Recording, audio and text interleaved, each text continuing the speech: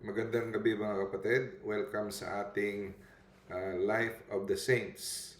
So ang ating featured saint ngayon na tatalakayin ay ang buhay ni Saint Francis of Rome. Okay.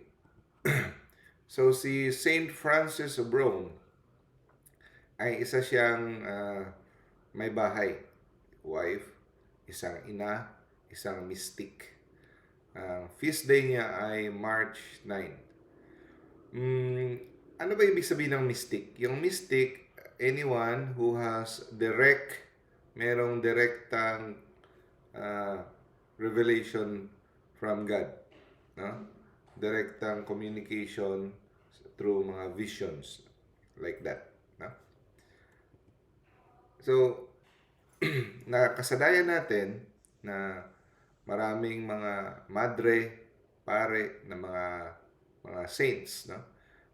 Sa kapanahunan nila ni Saint Francis, ganon. Pero pinakita ngayon sa buhay ni Saint Francis of Rome, no?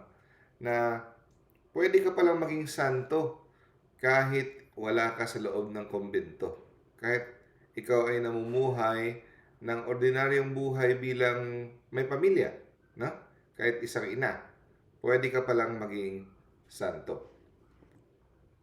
So, pinatunayan niya na ang kabanalan ay hindi lang matatagpuan doon lang sa loob ng seminaryo, monasteryo, kumbento, no? Matatagpuan din pala ito sa ating mga tahanan, no? Sa ating araw-araw na mga trabaho. So, kagaya ng mga ibang ermitanyo, no? Mga desert monks, hermits, pupunta sila sa nililisan nila ang mundo kasi gusto silang mapag-isa at totally for God.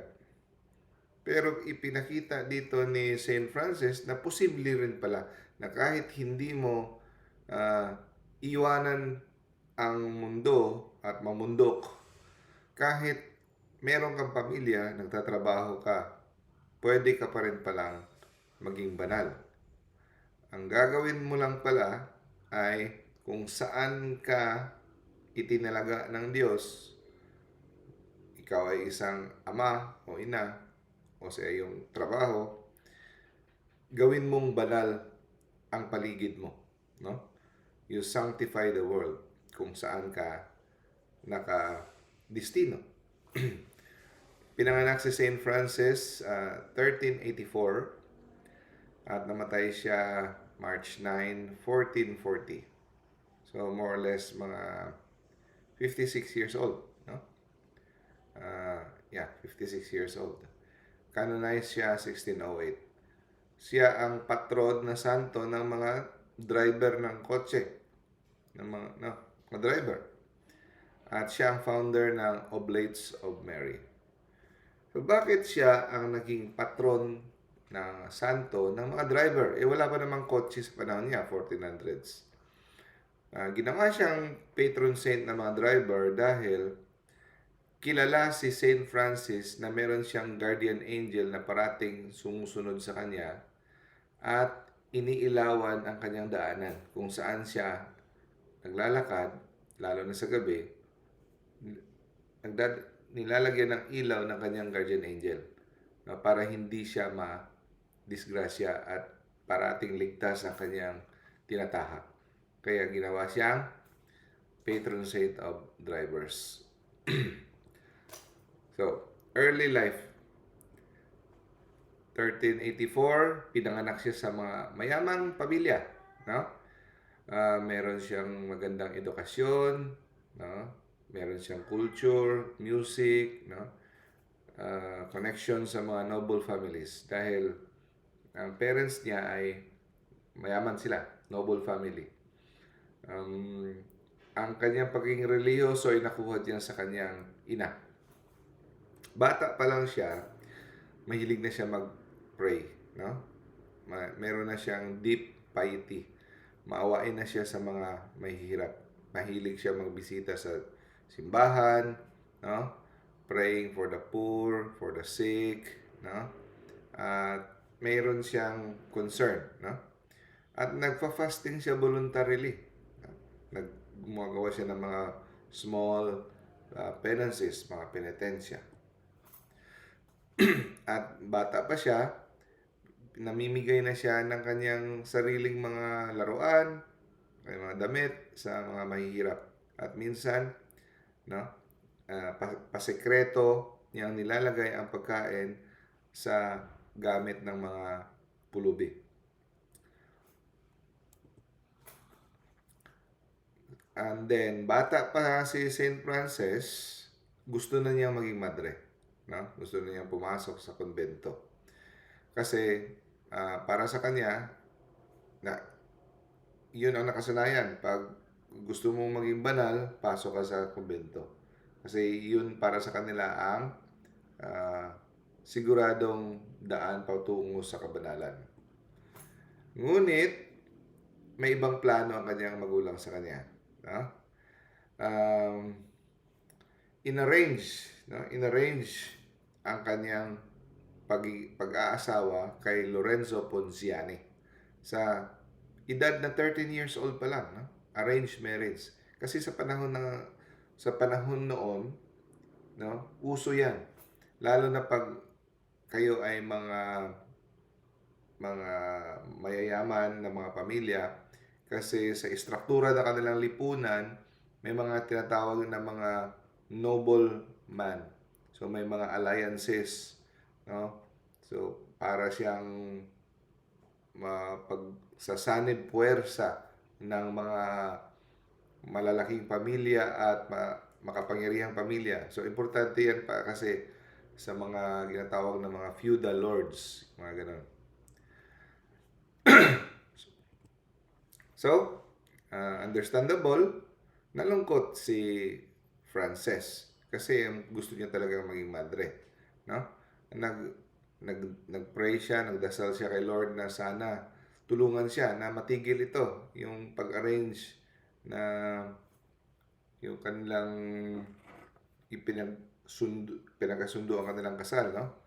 Arranged marriage. So, punta siya sa kanyang confessor. Ang kanyang confessor ay si Father Giacomo. Ang iyak siya, no? Bakit daw pipilitin siya? Kasi ang gusto niya, gawin ang kalooban ng Diyos na maging santo. Ang sagot ni Father Giacomo, umiiyak ka ba, Ineng, dahil gusto mong sundin ang kalooban ng Diyos? Or baka umiiyak ka dahil gusto mong gawin ng Diyos ang iyong kalooban? So doon siya na tauhan. Sabi ni Father Giacomo, kung gusto mo, pwede mo namang gawing kumbento ang mundo.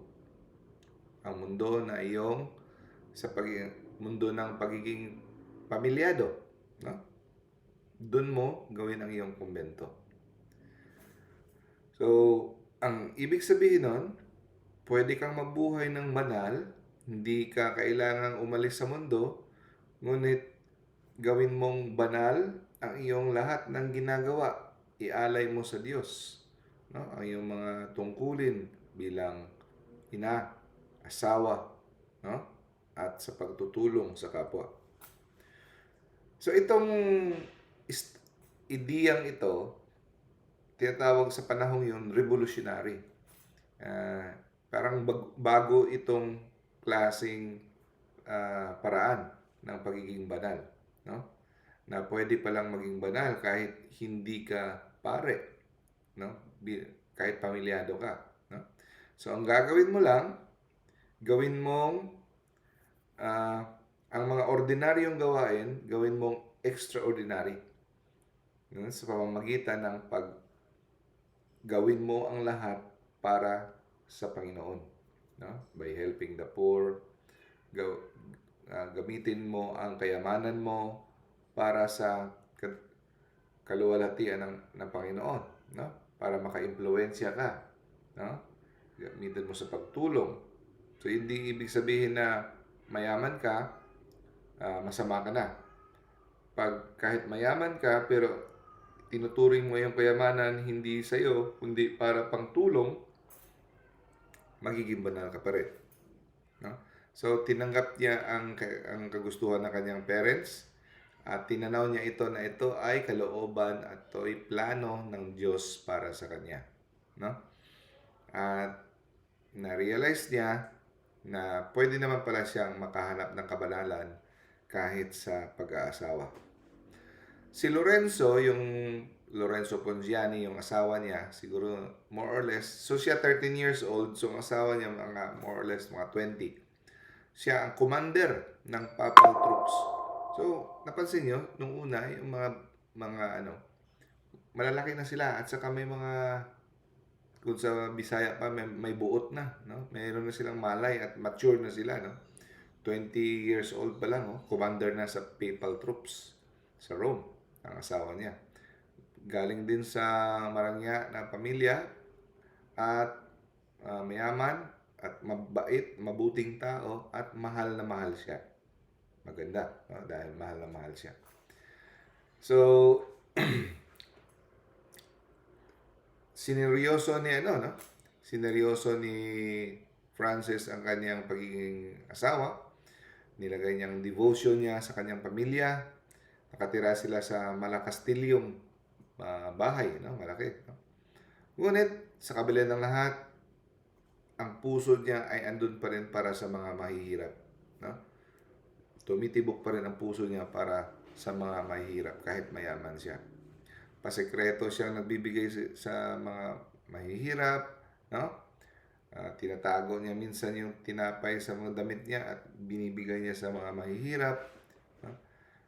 So, maawain siya sa mga may sakit, mga inabandon ng mga tao.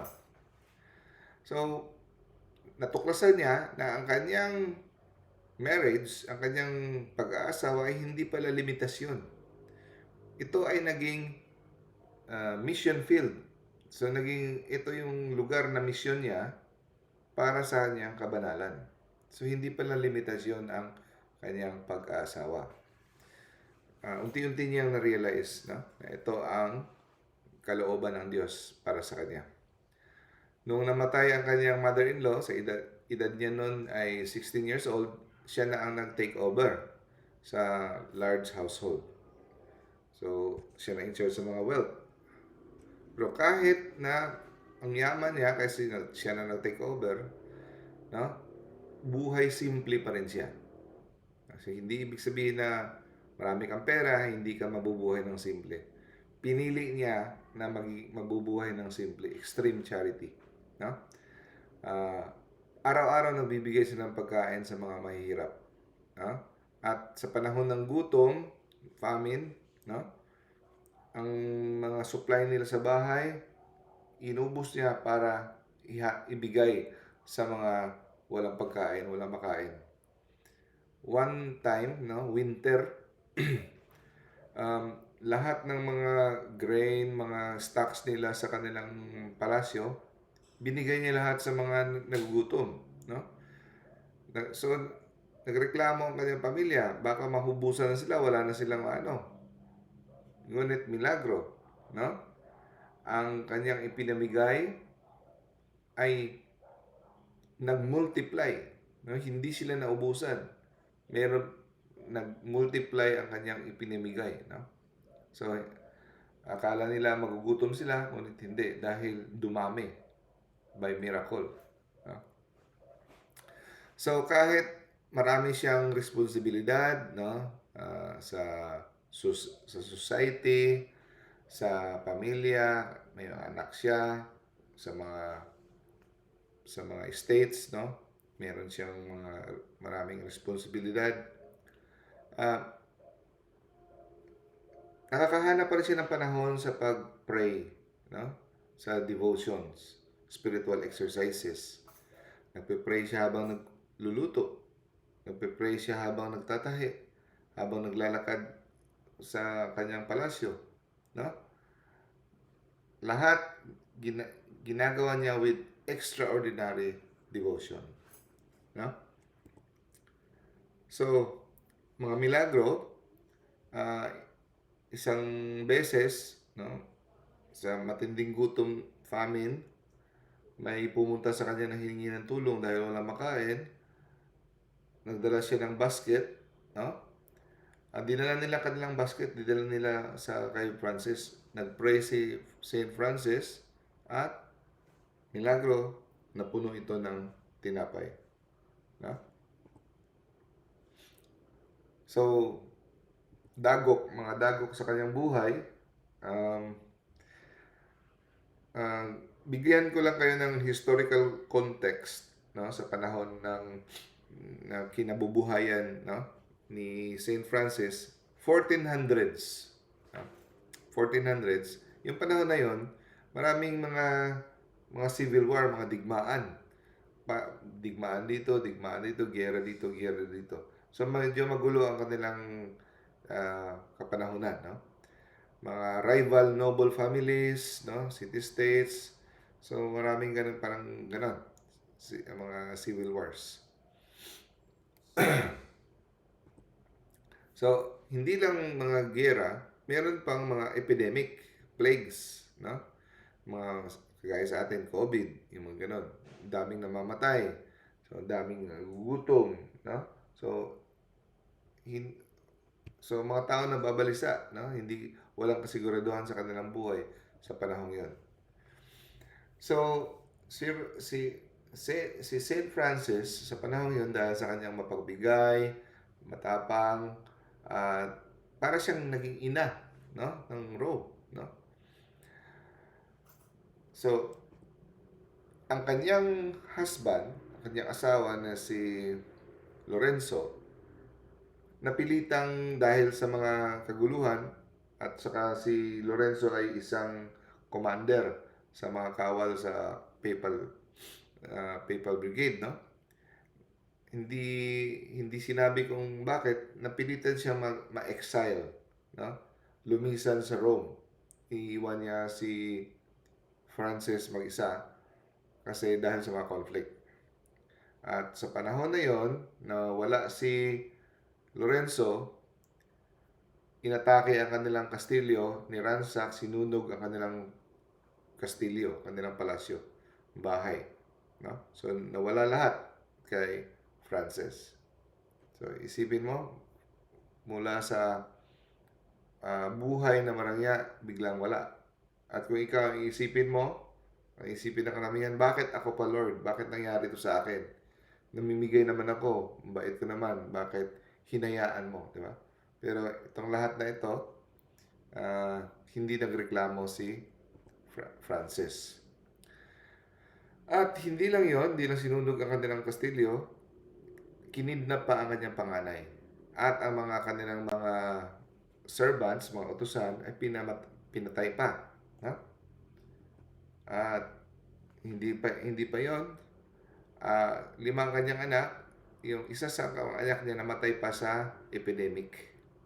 So maraming tragedy, no? Maraming dagok na nangyari sa buhay ni St. Francis.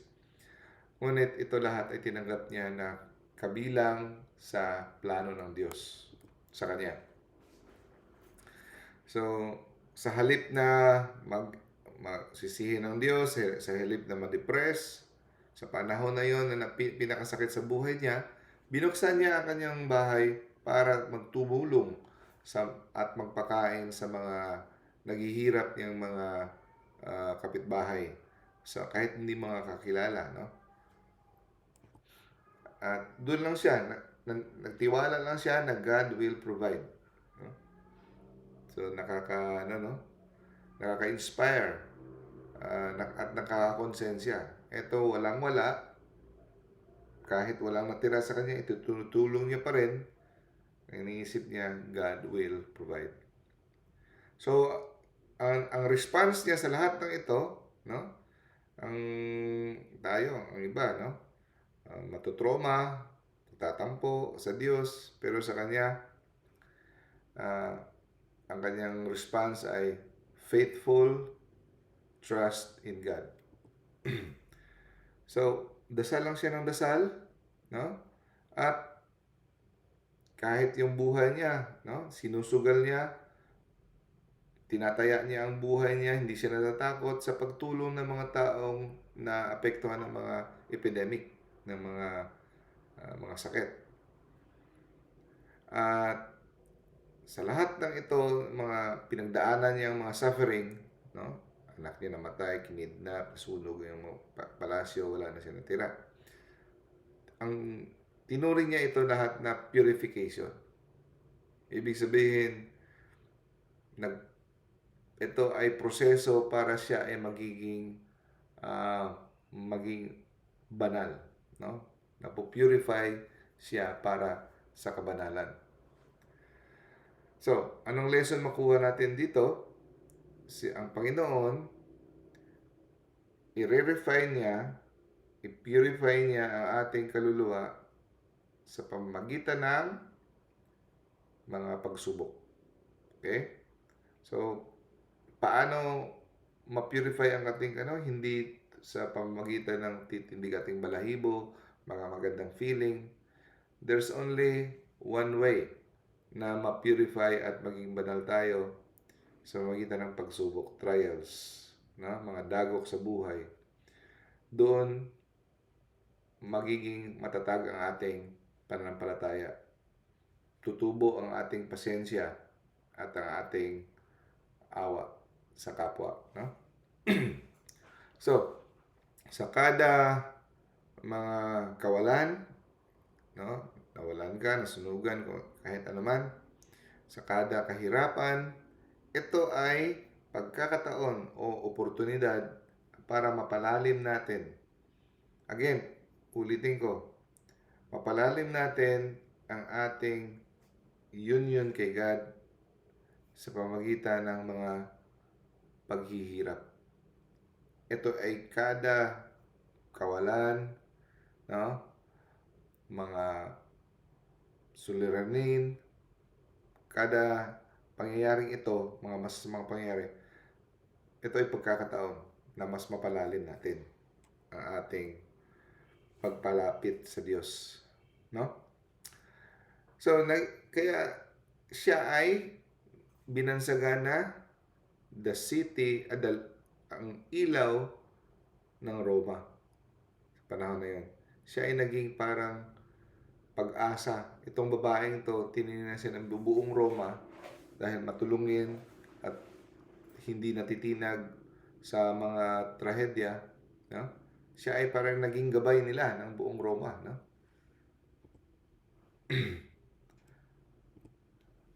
Isang sa mga espesyal na katangian ni Saint Francis na ay nakikita niya ang kanyang guardian angel, no? So maliban sa mga vision at sa mga ecstasies na tanggap niya sa loob ng 23 years hanggang sa kanyang kamatayan, no? Nakikita niya ang kanyang guardian angel visible sa kanya, no? So, siya lang nakakita, no?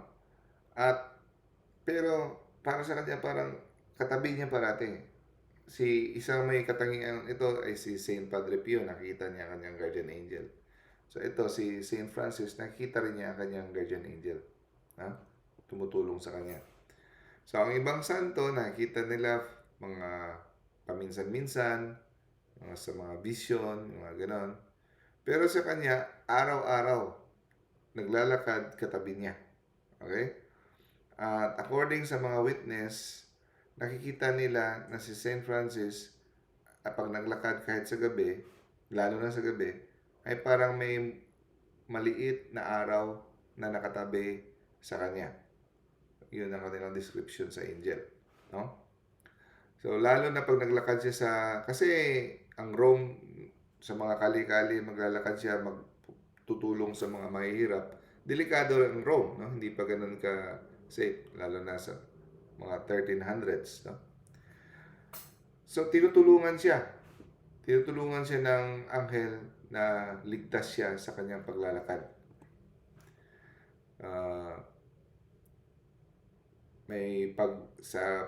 Sa dadaanan niya, may delikado, may mga grupo na may mga riot, may mga masasamang tao, pinapaiwas siya. So, para siyang may GPS, no? Meron siyang GPS na iniiwas siya, nililigan siya ng nire-route siya, no? At saka may ilaw parati na parang lampara na hinahawakan ang anghel sa kanyang harap na hindi siya matitisod. No? So parang yun ang description ng mga witness na parang may munting araw sa kanyang harapan pag naglakad siya sa gabi. No? So anong turo ng simbahan? Kada isang tao na ipinanganak sa mundo, binibigyan ng Diyos ng isang guardian angel. Na? Ngunit hindi lang natin nakikita, pero siya nakikita. So, dapat araw-araw nating mag-pray sa ating guardian angel. Mahalin natin ang ating guardian angel dahil labis na nagmamahal sa atin ang ating guardian angel. So, kabilang sa mga visions na natanggap niya ay ang vision sa hell. No? Meron siya vision sa purgatory, vision sa hell. Pinakita sa kanya ni Lord anong itsura ng impyerno. So doon nakita niya na ang impyerno pala ay isang paghihiwalay ng kaluluwa sa Panginoon. At ito ay ubod ng kadiliman. Walang ilaw, no? Kahit konti. At magkaiba ang ranggo ng mga demonyo. Kasi according to Saint Thomas Aquinas, ang mga anghel ay mayroong 9 levels. So dahil ang mga fallen angels ay nagrebelde, so dala nila ang kanilang ranggo doon sa impyerno. So meron din silang ranggo. Okay? And then, kada demonyo ay na-assign sa kung ano ang klaseng kasalanan. At ang kaluluwa doon sa impyerno ay pinaparusahan at tinotorture. Depende sa konsekwensya sa epekto ng kanilang kasalanang pinili. So, grabe ang kadiliman doon. Kasi God is light. So, wala si God sa impyerno. That's why walang ilaw doon sa impyerno. Ang katangian na pinakamatindi sa impyerno, hindi lang daw yung sakit sa apoy at sa mga pagpapahirap ng demonyo at sa mga torture. Hindi lang yung physical na sakit. Ang pinakamasakit daw sa impyerno na malaman ng kaluluwa, malaman ng isang tao na walang hanggan na siya ay hindi na niya makikita ang Panginoon. No? Walang hanggang paghihiwalay sa Panginoon. So, yun ang pinakamasakit. Mas masakit pa daw yun kumpara sa torture na pagpapahirap. Bakit napakahirap nun? Kasi ang rason kung bakit ginawa ka ay para makapiling mo ang Diyos. Yun ang reason. Isa lang ang makapagbibigay sa atin ng kaligayahan, ng lubos na kaligayahan, ang Diyos lamang. Pag ikaw ay nahiwalay sa Diyos, mahiwalay ka sa iyong kaligayahan. Kaya, hindi natin na lubos na iintindihan yan dito sa mundo. Kaya panay tayo hinahanap ang kaligayahan sa ibang mga material na bagay at sa mga kamunduhan. No? Pero, nakakalimutan natin na ang rason, ang dahilan kung bakit tayo ginawa dito sa mundo ay para sa Diyos.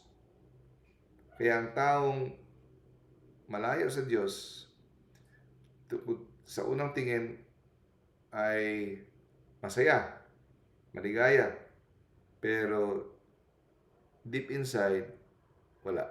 No? Miserable. So that is the worst suffering of hell. No? Ang tawag dun sa theology, poena damni, the pain of loss.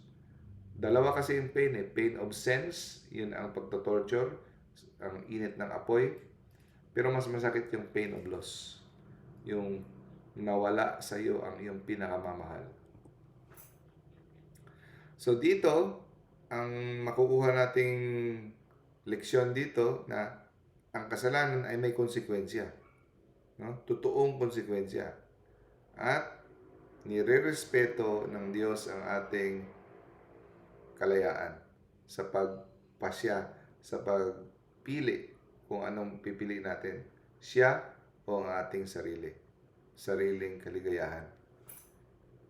Tungkol naman sa mga vision niya sa purgatory, kung ang impyerno ay pagpapakita ng trahedya, resulta ito ng pagtanggi sa Diyos, no? Pagtatanggi sa Diyos ay resulta sa impyerno. Ang purgatorio naman ay paglalahad ng awa ng Diyos. So, ang purgatorio is God's mercy. Okay? Kasi kung may konti ka lang kasalanan, impyerno ka na, kawawa tayo. Pero dahil sa awa ng Diyos, kahit may kasalanan kang konti, lilinisan ka ng Diyos.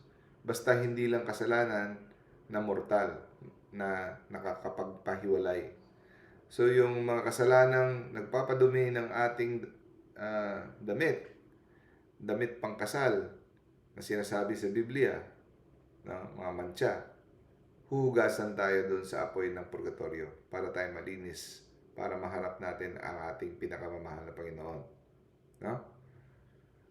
So nakikita ni St. Francis yung mga kaluluwa na dumadanas ng paglilinis doon sa purgatorio. So, ang kahirapan na dinaranas ng mga kaluluwa sa purgatorio ay temporaryo lamang. Temporary purification. At merong iba't ibang antas ang purification. Pag andun ka sa taas, malapit ka nang mapunta sa langit. Yung pinakamailalim, pinakamalapit sa impyerno yon, yung pinakamainit at pinakamahirap. No?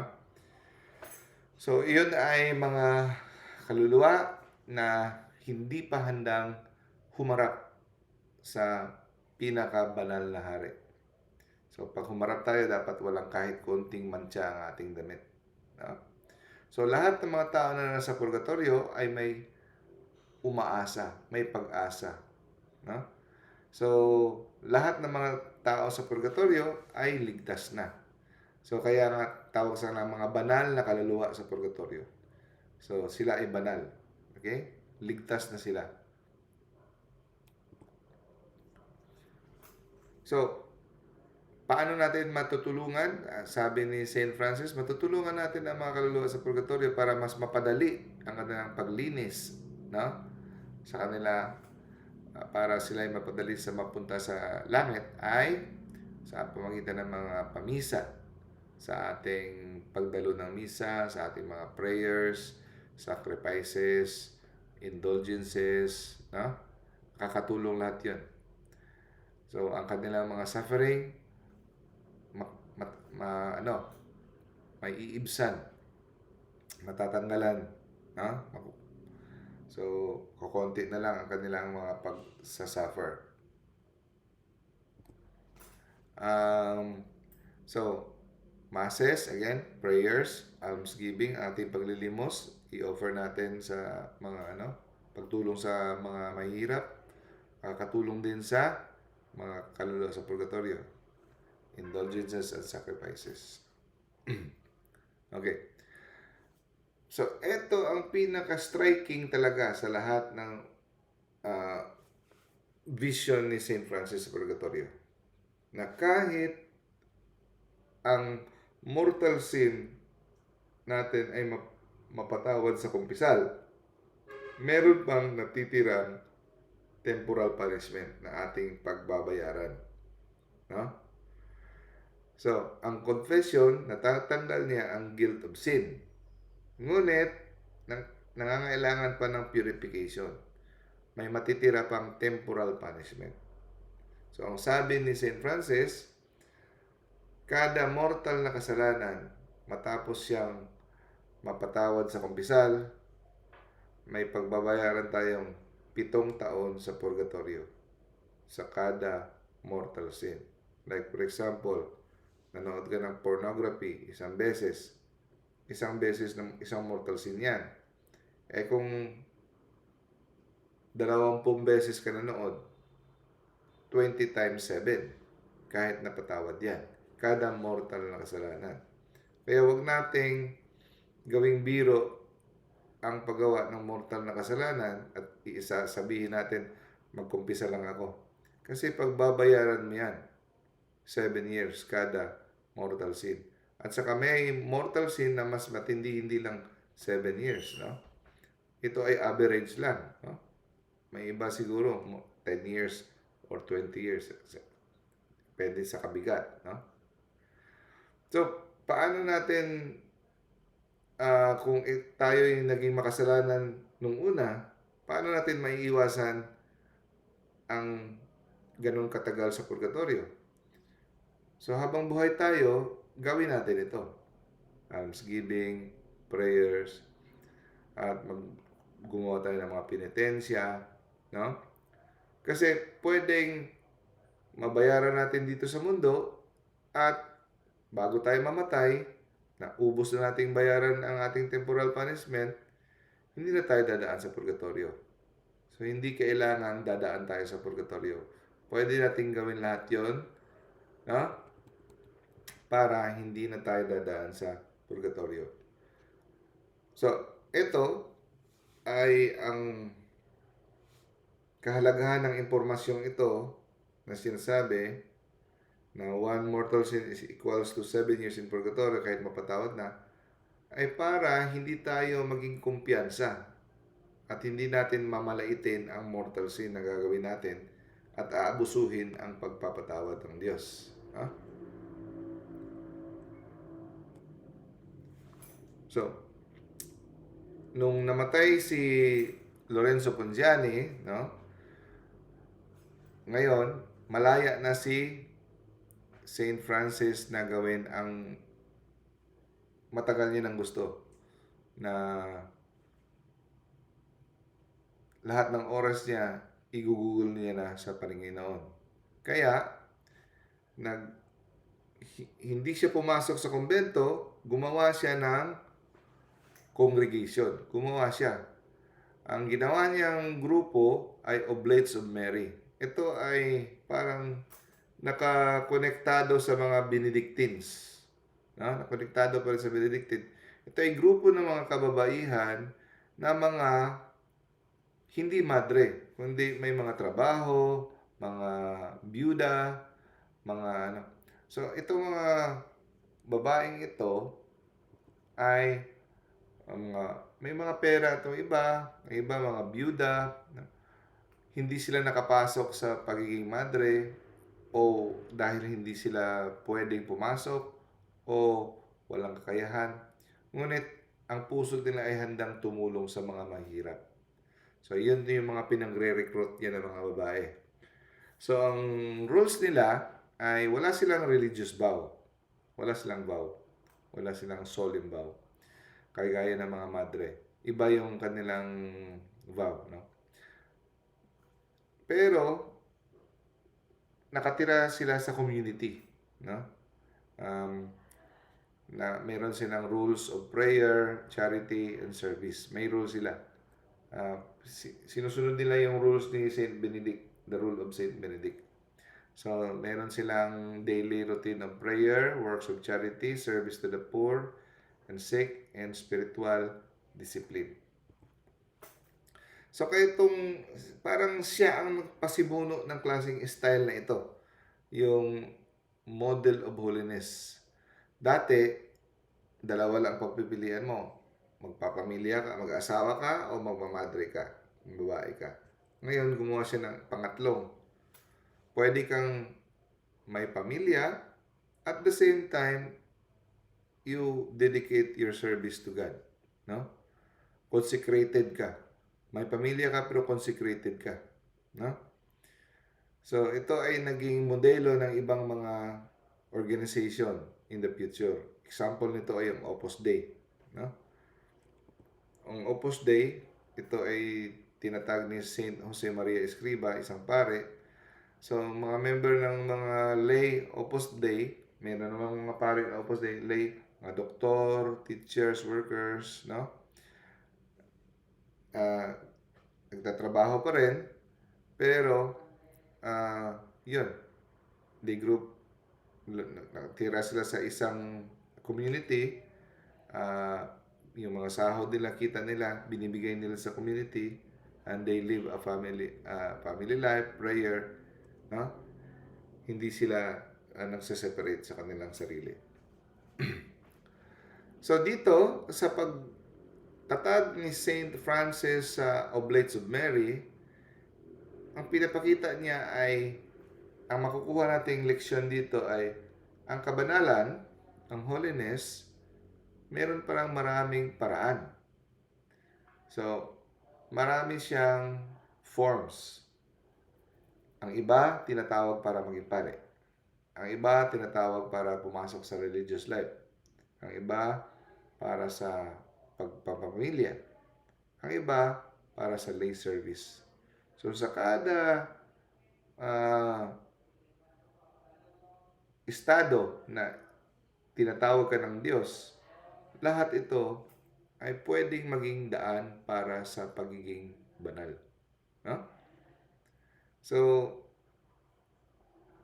dapat lang tayo sensitive kung ano ang tawag ng Diyos na plano niya sa ating buhay. At huwag nating ipilit kung ano yung gusto natin. No? So, pinakita ni St. Francis na ang mundo na ginagalawan natin, ang mundo na tinitirahan natin, ay pwede palang maging banal. Kung ang buhay natin ay